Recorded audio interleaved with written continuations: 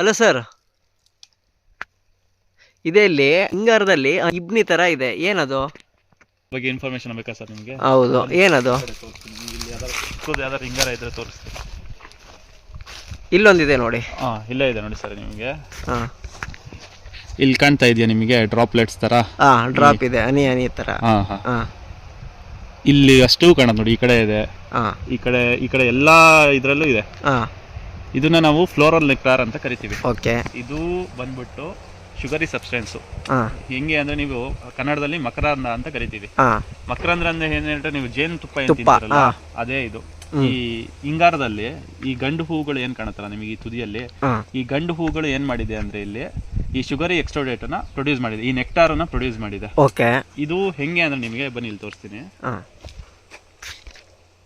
ನೋಡಿ. ಇಲ್ಲಿ ಫುಲ್ಲು ಅಂಟು. ಇದು ಒಂದು ನಾವೇನು ಜೇನುತುಪ್ಪ ತಿಂತೀವಲ್ಲ, ಸೇಮ್ ಅದೇ ಮಕರಂದ. ಇದು ಏನಕ್ಕೋಸ್ಕರ ಪ್ರೊಡ್ಯೂಸ್ ಆಗಿದೆ ಅಂದ್ರೆ ಈ ನೆಕ್ಟಾರು ಜೇನ್ಗಳನ್ನ ಮತ್ತೆ ಏನು ಈ ಆಂಟ್ಸ್ ಅಂತ ಕರಿತೀವಲ್ಲ ನಾವು, ಗುಡ್ಡಗಳನ್ನ ಮತ್ತೆ ಇನ್ಸೆಕ್ಟ್ ಗಳನ್ನ ಅಟ್ರಾಕ್ಟ್ ಮಾಡಕ್ಕೆ. ಈ ಪಾಲಿನೇಷನ್ ಹೆಂಗಾಗತ್ತೆ ಅಂದ್ರೆ ಅಡಿಕೆ ಗಿಡದಲ್ಲಿ ಕ್ರಾಸ್ ಪಾಲಿನೇಷನ್, ಇದು ಸೆಲ್ಫ್ ಪಾಲಿನೇಷನ್ ಆಗಲ್ಲ, ತನಿಗ್ ತಾನೇ ಇದು ರಿಪ್ರೊಡ್ಯೂಸ್ ಮಾಡ್ಕೊಳಲ್ಲ. ಇದಕ್ಕೊಂದು ಮೋಡ್ ಬೇಕು. ಯಾವುದು ಈ ಪೋಲನ್ ಗ್ರೇನ್ಸ್ ಟ್ರಾನ್ಸ್ಫರ್ ಆಗಕ್ಕೆ ಒಂದು ಮೋಡ್ ಬೇಕು. ಈ ಶುಗರಿ ಸಬ್ಸ್ಟೆನ್ಸ್ ಪ್ರೊಡ್ಯೂಸ್ ಮಾಡ್ಬಿಟ್ಟು ಈ ಜೇನ್ನೊಣಗಳು ಇದಕ್ಕೆ ಅಟ್ರಾಕ್ಟ್ ಆಗಕ್ ಬರುತ್ತೆ.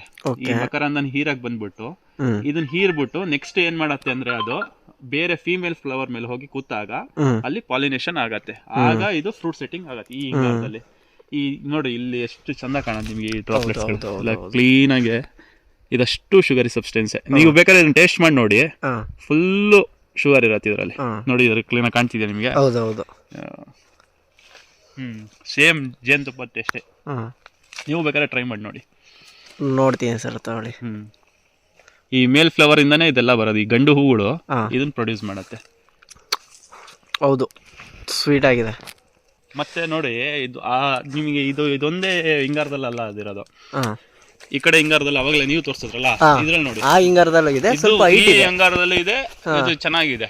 ಈ ಶುಗರ್ ಏನೇನಿಂದ ಮೇಡ್ ಆಗಿರತ್ತೆ ಅಂದ್ರೆ ಇದರಲ್ಲಿ ಬರೀ ಶುಗರ್ ಮಾತ್ರ ಇರಲ್ಲ. ಶುಗರ್ ಅಂದ್ರೆ ಬರೀ ಕಾರ್ಬೋಹೈಡ್ರೇಟ್ ಸೋರ್ಸ್ ಮಾತ್ರ ಇರಲ್ಲ, ಇದರಲ್ಲಿ ಅಮೈನೋ ಆಸಿಡ್ ಸೋರ್ಸ್ಗಳು ಇರತ್ತೆ ಇದರಲ್ಲಿ.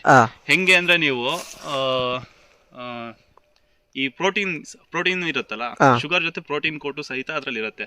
ಎರಡೂ ಅಟ್ರಾಕ್ಟ್ ಆಗುತ್ತೆ ಏದಕ್ಕೆ ಜೇನುನೊಣಗಳಿಗೆ. ತುಂಬಾ ಚೆನ್ನಾಗಿರತ್ತೆ, ಅದಕ್ಕೋಸ್ಕರನೇ ಅಟ್ರಾಕ್ಟ್ ಆಗಿ ಬರೋದು ಇದೆಲ್ಲ. ಇಷ್ಟೇ ಸರ್ ಇದು? ಹೌದು ಸರ್. ಆಮೇಲೆ ಇದು ಇನ್ನೊಂದು ಏನಂದ್ರೆ ಈ ಹಿಂಗಾರ ಫುಲ್ ಹೆಲ್ತಿ ಆಗಿದೆ ಅಂತ ಇದರ ಅರ್ಥ. ಈ ಯಾವಾಗ ಈ ನೆಕ್ಟಾರ್ ಪ್ರೊಡ್ಯೂಸ್ ಆಯ್ತು ಅಂದ್ರೆ ಈ ಪ್ಲಾಂಟಿಗೆ ಏನೇನ್ ಬೇಕೋ ನ್ಯೂಟ್ರಿಷನ್ ಎಲ್ಲಾ ಸಿಕ್ಕಿದೆ, ಎಲ್ಲಾ ಸಿಕ್ಕಿದೆ. ನೈಟ್ರೋಜನ್, ಫಾಸ್ಫರಸ್, ಪೊಟ್ಯಾಶು, ಅದಕ್ಕೆ ಯಾವ್ಯಾವ ಪ್ರಮಾಣದಲ್ಲಿ ಸಿಗ್ಬೇಕು ಅದೆಲ್ಲ ಸಿಕ್ಕಾಗಿದೆ ಇದಕ್ಕೆ.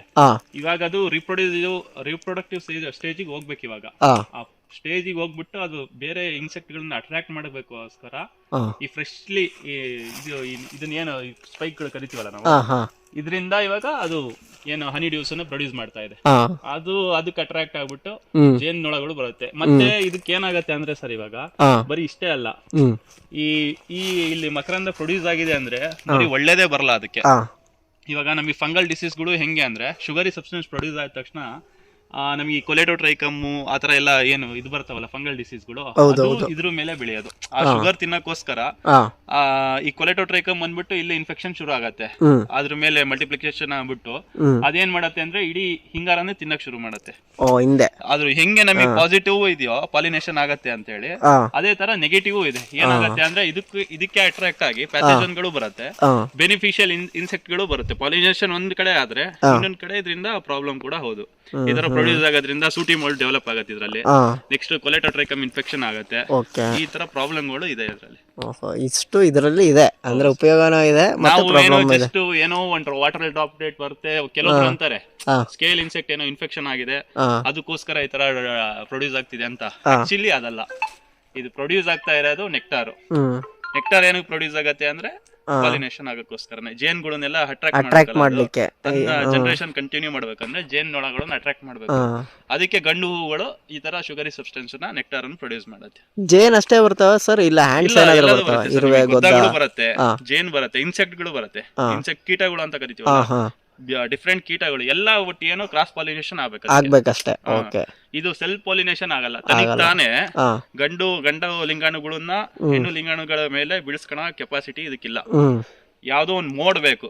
ಕೆಲವೊಂದು ಗಾಳಿಯಿಂದ ಆಗತ್ತೆ, ಕೆಲವೊಂದು ಈ ಹನಿ ಬೀಸ್ ಈ ಇನ್ಸೆಕ್ಟ್ ಗಳಿಂದ ಆಗತ್ತೆ. ಅದು ಮೋಡ್ ಆಫ್ ಪಾಲಿನೇಷನ್ ಬೇರೆ ಬೇರೆ ಇರುತ್ತೆ.